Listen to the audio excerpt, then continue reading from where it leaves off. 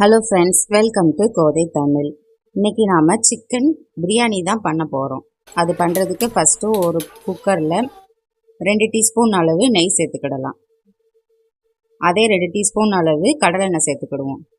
இப்போ எண்ணெய் சூடாயிருச்சு. 2 பிரியாணி இலை, 2 பட்டை, கல்பாசி, 5 கிராம்பு, 2 ஏலக்காய் சேர்த்துக்கிடுவோம். 3 பல்லாரி, கொஞ்சமாக கருவேப்பிலை சேர்த்துக்கிட்டு 3 பச்சை மிளகாய் சேர்த்து நல்லா வதக்கி விட்டுடலாம். இப்போ வெங்காயம் ஓரளவு நல்லா வதங்கிடுச்சு. நம்ம இந்த டைமில் ஒரு கைப்பிடி அளவு கொத்தமல்லி சேர்த்துக்கிடுவோம். கொத்தமல்லி வதக்கியாச்சு. இப்போ நம்ம 1/2 கிலோ சிக்கனை க்ளீன் பண்ணி வச்சுருக்கோம். அதையும் உள்ளே சேர்த்து நல்லா வதக்கி விட்டுடலாம்.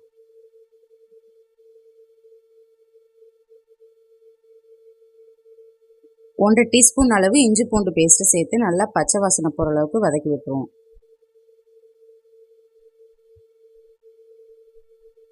இப்போ இந்த பிரியாணிக்கு தேவையான அளவு உப்பு சேர்த்துக்கிடுவோம். சிக்கன் நல்லா தண்ணி விட்டு வேக ஆரம்பிச்சிருக்கு. இந்த டைமில் 1/2 டீஸ்பூன் அளவு மல்லித்தூள், 1 டீஸ்பூன் அளவு சில்லி பவுடர், கொஞ்சமாக மஞ்சள் தூள் சேர்த்து நல்லா வதக்கிடுவோம். 1 டேபிள் ஸ்பூன் பிரியாணி மசால் பொடி சேர்த்துக்கிடலாம். அந்த சிக்கனோட அந்த மசாலா நல்லா நம்ம வதக்கி விட்டோம்னா அந்த மசால் ஃப்ளேவர் வந்து நல்லா சிக்கனில் இறங்கிடும். இப்போ 2 சின்ன சைஸ் தக்காளியை கட் பண்ணி உள்ளே சேர்த்து மீடியம் ஃப்ளேமில் வச்சு ஒரு 10 நிமிஷம் நல்லா வதக்கி விட்டுறலாம். இப்போ இந்த பிரியாணிக்கு ஒரு 1/4 கப் அளவு கெட்டி தயிர் சேர்த்துக்கிடுவோம். தயிர் சேர்க்கறனால நம்மளுக்கு வந்து சிக்கன் வந்து நல்லா சாஃப்டாக இருக்கும். இப்போ நல்லா 10 நிமிஷம் எண்ணெயிலே வதக்கிட்டோம். இப்போ 2 டம்ளர் அரிசி எடுத்திருக்கோம். ஸோ அதனால் 4 டம்ளர் தண்ணி சேர்க்க போகிறோம். அதுக்கு நான் வந்து 1 டம்ளர் அளவு தேங்காய் பால் எடுத்துகிட்டு மிச்சம் 3 டம்ளர் வந்து தண்ணி சேர்த்துக்கிறேன். தண்ணி ஒரு கொதி வரவும் நம்ம ஊற வச்ச அரிசியை உள்ளே சேர்த்துக்கிடலாம்.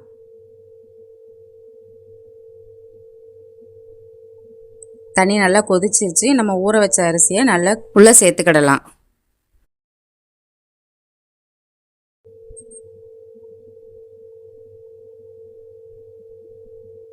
அரிசியை நல்லா கலந்து விட்டுட்டு இப்போ நம்ம பிரியாணிக்கு உப்பு காரம்லாம் கரெக்டாக இருக்கான்னு செக் பண்ணி பார்த்துட்டு தேவைப்பட நம்ம சேர்த்துக்கிடுவோம். இந்த டைமில் 1 டீஸ்பூன் அளவு நெய் சேர்த்துக்கிட்டு நல்லா கலந்து விட்டுருவோம். நல்லா கொதிச்சிருச்சு. குக்கர் மூடி போட்டு மீடியம் ஃப்ளேமில் வச்சு 2 விசில் விட்டு வேக வச்சு எடுத்துக்கிடலாம். நம்ம சிக்கனை நல்லா ஆல்ரெடி 10 நிமிஷம் வதக்கியிருக்கோம். ஸோ அதனால் சிக்கனும் நல்லா வெந்துடும்.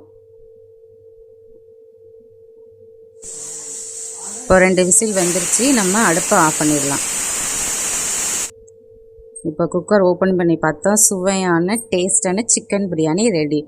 அரிசி குழையலை அந்த பிரியாணி அந்த சிக்கனை பார்த்திங்கனாலே தெரியும் நல்லா சாஃப்டாக வெந்து வந்திருக்கு. ஸோ இதே மாதிரி நீங்களும் ட்ரை பண்ணி பாருங்கள். உங்களுக்கும் கண்டிப்பாக அருமையான டேஸ்ட்டில் ஒரு பிரியாணி கிடைக்கும். கண்டிப்பாக பிடிச்சிருந்தா கோதை தமிழ் சேனலை மறக்காமல் சப்ஸ்கிரைப் பண்ணிக்கோங்க. பக்கத்தில் இருக்க பெல் ஐக்கானை கிளிக் பண்ணிக்கோங்க. நன்றி.